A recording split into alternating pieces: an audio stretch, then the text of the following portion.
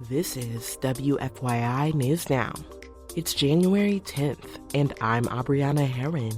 On today's show, we'll find out what Indiana Senate Republicans and Democrats say they'll focus on in the legislative session that kicked off Wednesday.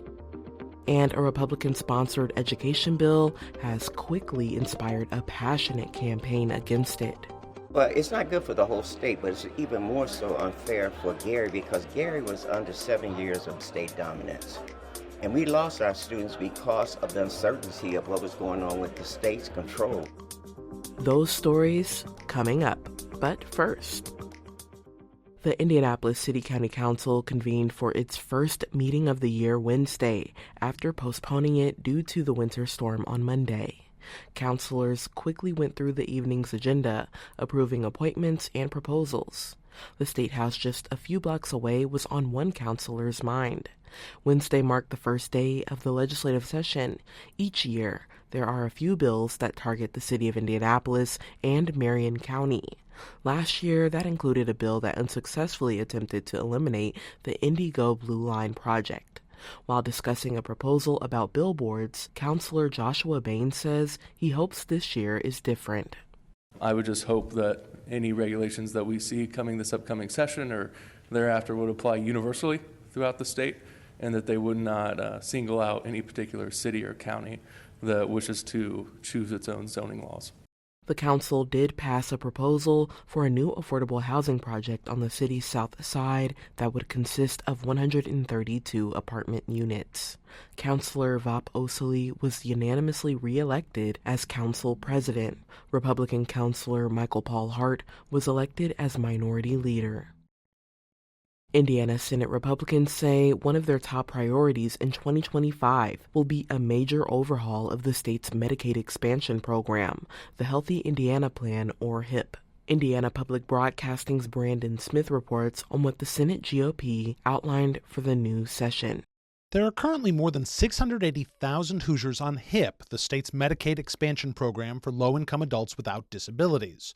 Senate Republicans want to cap that program at 500,000 people, with everyone else moved to a wait list. Republican Senator Ryan Mishler says people removed from the program could access insurance through the federal health insurance marketplace. So there shouldn't be anybody that would totally lose coverage altogether. Proposed changes to HIP also include a lifetime limit of 36 months on the program. Mishler says his caucus also wants to create work requirements for many Medicaid participants, meaning they'd have to have a job or be actively looking for one to keep their coverage. Such requirements have previously been struck down by federal courts. For Indiana Public Broadcasting, I'm Brandon Smith at the State House. And Indiana Senate Democrats say their 2025 legislative agenda is focused on ensuring Hoosier families have support and children have opportunity.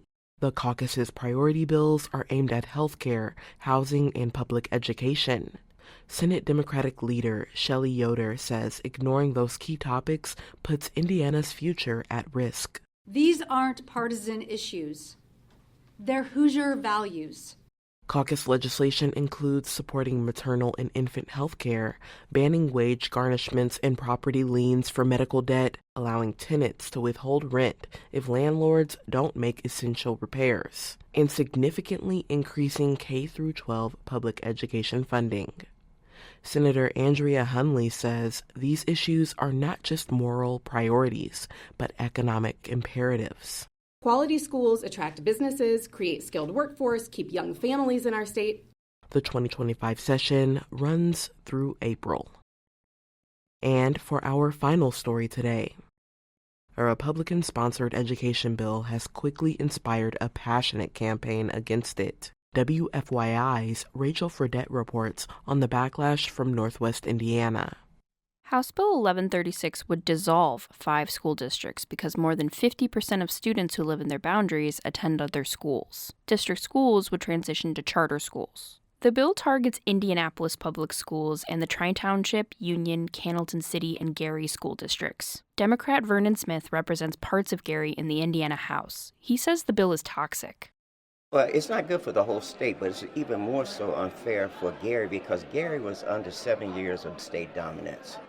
And we lost our students because of the uncertainty of what was going on with the state's control. Gary regained local control of the schools last July. Gary Community Schools say they are laser focused on increasing enrollment. I'm Rachel Fredette. The bill is assigned to the Education Committee, but it's not promised whether it will be heard. That's all for today's episode of WFYI News Now. Our podcast is produced by Drew Daudelin and Zach Bundy, with support from the news team at WFYI and public media journalists across the state. Our news director is Sarah Neal-Estes. Kendall Antron produced our music, and I'm your host, Abriana Herron. If you like today's episode, remember to subscribe and share, and follow WFYI on Instagram, TikTok, Facebook, and YouTube to check in on our newsroom throughout the day. Thanks for listening. We'll be back on Monday.